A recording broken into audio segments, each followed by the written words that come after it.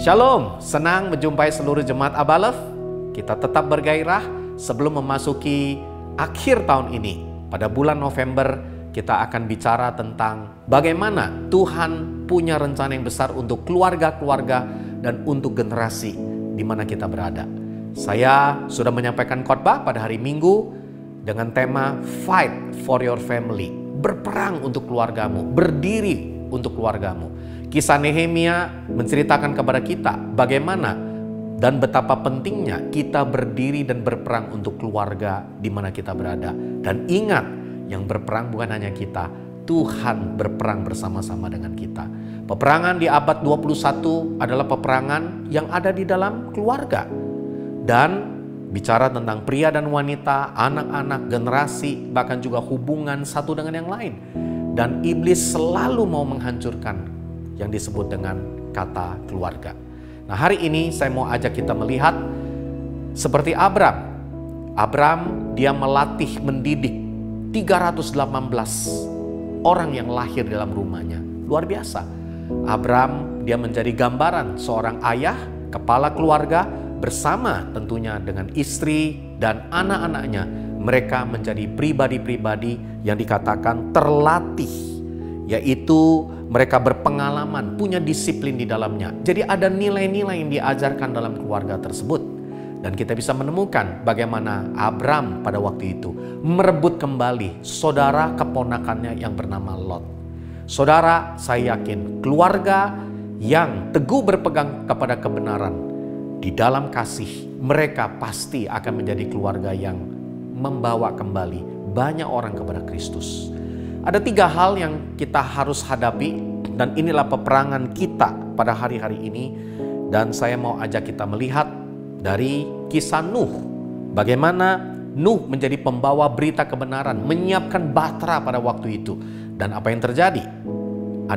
Hanya ada 8 orang benar termasuk Nuh. Hanya Nuh, istrinya, dan 3 anak dan 3 menantunya. Mereka yang menjadi orang yang diselamatkan. Betapa menyedihkan. Namun inilah sebuah tanggung jawab dari keluarga, peperangan dalam keluarga, yaitu tentang keselamatan.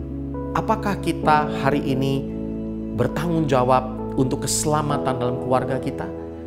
Bagaimana dengan pasangan? Bagaimana dengan anak? Bagaimana dengan keluarga besar kita? Apakah mereka sudah menerima berita Injil Yesus sebagai berita keselamatan dalam hidup mereka?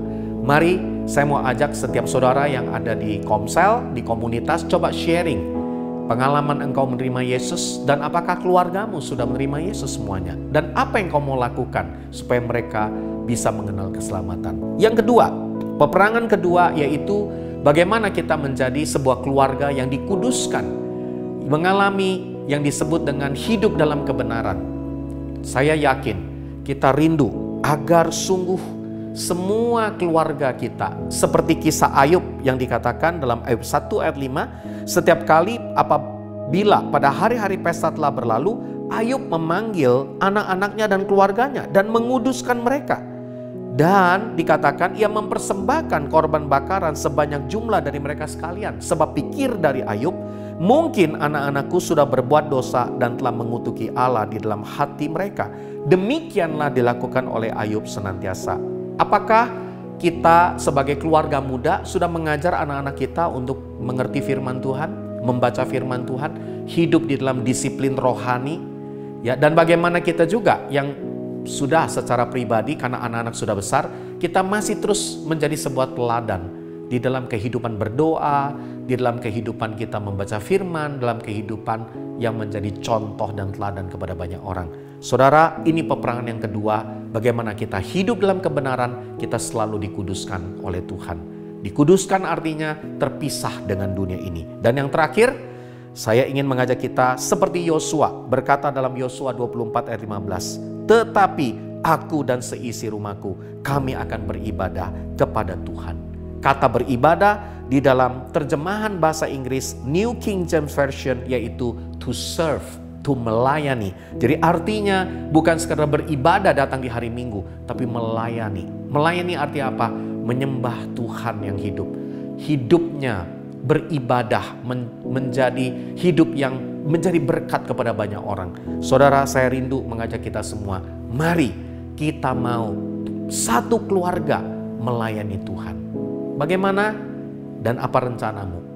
Suami-suami, istri, kemudian juga anak-anak, apa yang jadi rencanamu? Orang tua rencanakan sesuatu buat anakmu. Ya, anak-anak juga doakan supaya keluargamu juga bisa melayani Tuhan. Sebab itu, ambil waktu diskusikan dan kita akan menjadi keluarga yang menang di dalam peperangan di akhir zaman ini. Membawa keselamatan untuk keluarga kita, membawa keluarga kita hidup dalam kebenaran dan dikuduskan dalam Tuhan, dan juga membawa keluarga kita melayani Tuhan bersama-sama. Saya mau tutup dengan pernyataan, keluarga yang teguh berpegang kepada kebenaran di dalam kasih, mereka akan meninggalkan jejak kebenaran yang akan bertahan lama. Seperti ada gambar yang saudara akan lihat pada hari ini. Bukan sesuatu yang instan. Ada gambar sebelah kiri, saudara lihat ada jejak-jejak kaki di dalamnya. Hanya instan, tertiup angin nanti akan hilang. Tetapi yang dipersiapkan akan bertahan, harus dipersiapkan dari sekarang juga. Saya percaya kita mau meninggalkan jejak, membangun sebuah monumen keluarga kita yang mengasihi Tuhan. Ambil waktu bersama-sama dengan komunitas kita dan kita akan sharing bersama. Tuhan Yesus memberkati.